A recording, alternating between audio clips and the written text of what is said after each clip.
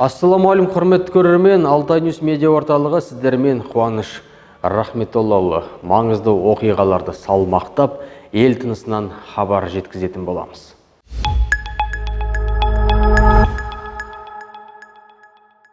Даналықтың кемел мектебі бола білген асыл жандардың өнегелі жолын жаңғырту мақсатында Өскеменде әжелер алқасы облыстық форум өтті. Аймақтың аудан қалаларынан ақжаулықты әжелер келіп, өмірлік тәжірибесімен бөлісті. Ақыл кеңесін айтты. Құрамында 121 мыңнан астам мүшесі бар облыстық ардагерлер кеңесі жанынан әжелер алқасы құрылды. Тағылымы мол жиында Шығыс Қазақстан облысының әкімі Ермек Көшербаев жас ұрпақтың бойына асыл қасиеттердің дәнін сіңіріп, отбасылық құндылықтарды нығайтуда, салт дәстүр мен әдет ғұрыпты дәріптеуде әжелердің рөлі жоғары тұратынын атап өтті. Аймақ басшысы қазыналы қарттармен кездесуге жастарды тарту керектігін атап өтті. Ондай мәнді де мағыналы жиындарды жиі өткізіп тұруға тапсырма берді. Сондай-ақ барлық аналар мен әжелерге құрмет көрсете отырып, облыс орталығында әжеге тағзым монументалды ескерткішін орнатуға ниетті екенін жеткізді. Форум соңында қоғамдық жұмысқа белсенді араласып, ұрпақ тәрбиесіне ерекше үлес қосып жүрген әжелер Шығыс Қазақстан облысының құрметті ардагері белгісімен марапатталды. Біз әкесін құрметтеген, анасын ардақтаған халықпыз. Сондықтан осы іс-шара мәңіді, мағынасы да зор. Құрамында 120 мыңнан астам үлкен кісілер бар. Облыстық ардагерлер кеңесі жағынан әжелер алқасы құрылғаны бұл керемет нәрсе. Асыл әжелеріміз салиқалы ұрпақ тәрбиелеп, отбасылық құндылықтарды нығайтып, салт дәстүрді бағанағы айтып отырған насихаттап жүр.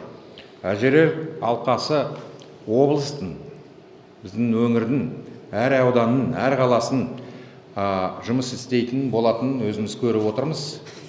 Оған біз қолымыздан келетін жәрдемімізді, көмегімізді береміз. Бүгінгі күнде деп айтып отырғаным, әжелердің арқасында, қай жерге қарасақ та, тарихта деймін, қаншама осындай нелер болған, ахуалдар болған. Дәл сол әжелердің арқасында бүкіл ел сақталған. Форумға қош келдік. Әрине мен бұл осы форумға қатысқаныма өте қуаныштымын. Енді қазақта бір жақсы сөз бар, қарды бар үйдің қазынасы бар дейді.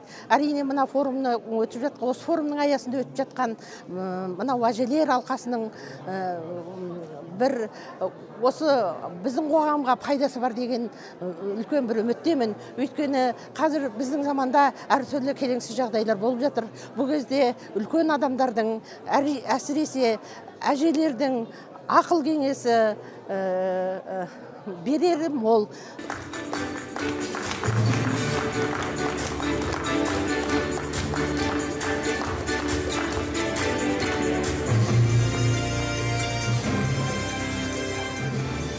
Asıl әжем, асыр әжем, аңсаған, сағынышым сар ормандай самсаған.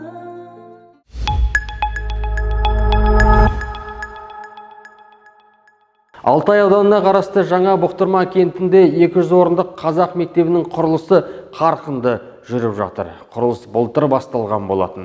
Жобаға Шығыс Қазақстан облысының құрылыс, сәулет және қала құрылысы басқармасы тапсырыс берген. Бүгінге дейін мектеп қабырғалары тұрғызылып, енді электр сымдарын тарту жұмыстары жүргізілуде. Жоспарға сай мектеп интерактивті тақталар мен, ноутбуктер мен, проектор мен, лингафон кабинеттер мен, шеберхана жабдықтарымен жарақталмақ. Құрылыс жыл соңына қарай аяқталуға тиіс. Құрылыс барысымен таныстырған аудан әкімі Ринат Құрманбаев әрлеу жұмыстарын атқару кезінде жұмысшылар санын көбейтуді, сондай ғимарат құрылысын сапалы жүргізіп, белгіленген мерзімде тапсыруды міндеттеді.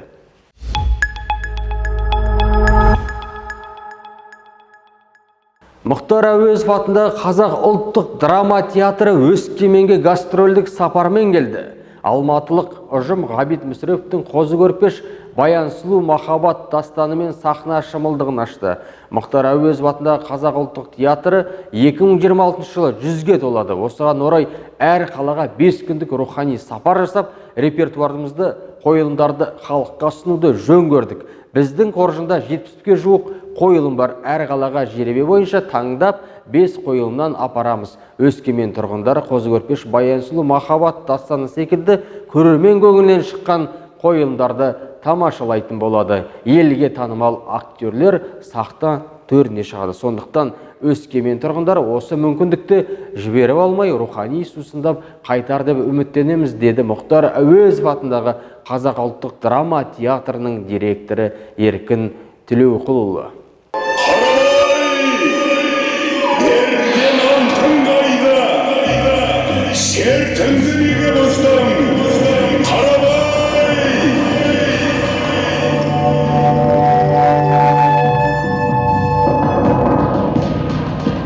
Бүгіннен бастап 5 күн біз осы Өскемен қаласында гастрольдік сапармен келіп жатырмыз. Театрымызда көрерменді қызықтыратын, Алматыда аншылақтап көрермен жинайтын жақсы спектакльдерімізді алып келдік. Сонымен бірге қазір қазаққа көзайым болып жүрген қазақтың киносы, тағы да басқа өнер жанрлар арқылы танымал болып жүрген мықты танымал актерларымыз келді. Сондықтан ойлаймын, осы бір 5 күн Өскемен қаласын рухани керемет бір деңгейге көтеретін күндер болады деген үміттеміз. Мысалға сол біздің Сыған серенадасы, Бес бойдаққа бір той, мынау тіпті кейінірек қосылған Қытайдан жеткен сәлемдеме деген қойылымдарымыз қазір Алматыда билет табылмайтын қойылымдар. Сондықтан өскемендіктерге өте тамаша мүмкіндік туып тұр деп ойлаймын. Мына бір тамаша ғимаратта қазір ел қызығатын, бүкіл Қазақстанда саусақпен санап аларлықтай облыстың орталығында осындай керемет театрға келіп, күнде бір қауышып, жақсы мәдени рухани күндер өткіземіз ғой деп ойлаймын. Баянның жүрегіне да салмас деп келдім. Заманы бір, тілеуі бір, тең құрбы зорлық етпес. Көкпарға төстеп, қол қаламас деп келдім.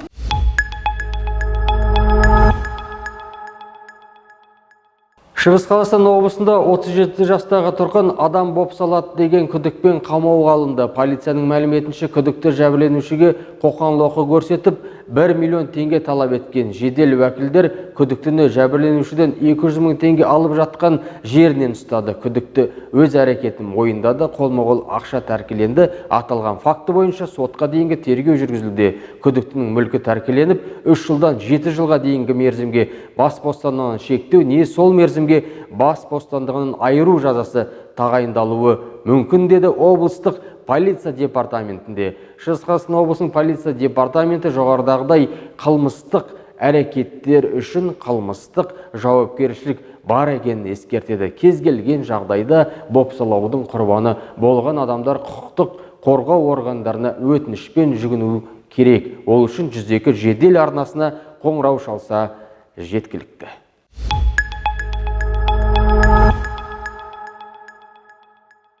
Шығыс Қазақстанда 250-ге жуық кен орны бар. Олардың барлығы еліміздің заңдарына сәйкес жұмыс істейді. Өңірдегі жер қойнауын пайдаланудың өзекті мәселелері жергілікті бақ өкілдері мен мемлекеттік органдар басшылары, сарапшылар қатысқан кездесуде талқыланды.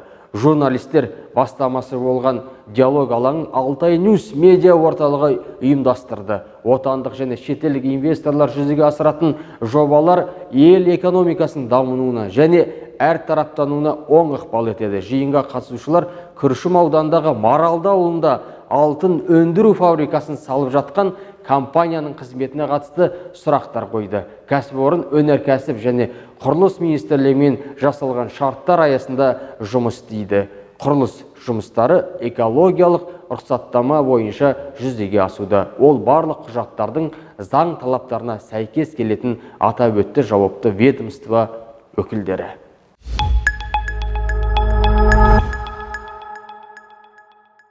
Маралды ауылында салынады деп жоспарланған алтын өндіруші кәсіпорын 295 адамды жұмыспен қамти алады. Бұл жөнінде облыстық жұмыспен қамту және әлеуметтік бағдарламаларды үйлестіру басқармасының басшысы Альмира Мусин айтты. Жалпы аталмыш елді мекен халқының саны 476, мұның 92-сі зейнеткер, сондай-ақ ауылда 21 көп балалы отбасы және атаулы әлеуметтік көмек алатын жанұялар бар.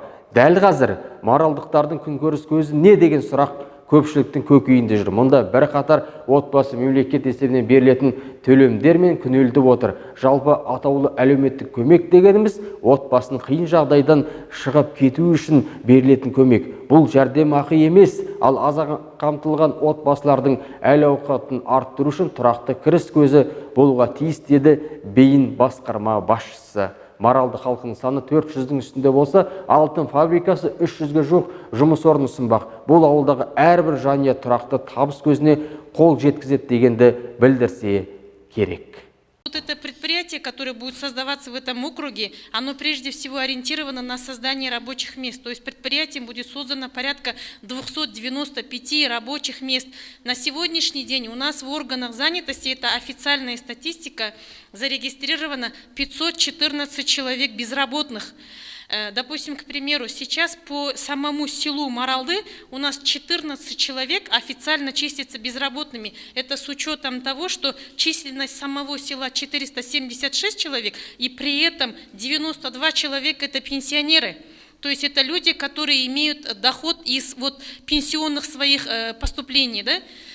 На сегодняшний день, кроме того, по самому селу Маралды есть получатели адресной социальной помощи, есть 21 многодетная семья. То есть, по сути, это люди, источник дохода, который складывается только из пенсионных отчислений, либо пособий, которые платятся за счет государства, а не за счет собственных доходных средств этого сельского округа. Так вот, как раз-таки за счет создания вот этих 295 рабочих мест и как раз-таки улучшится социальное благополучие и социальное самочувствие этого села.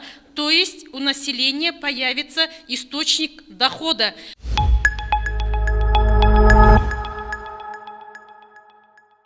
Құрметті ағайын, біз түйіндедік. Арнамызға тіркеліп, лайк басуды ұмытпаңыздар. Әр істеріңіз берекелі, әр күндеріңіз мерекелі болсын.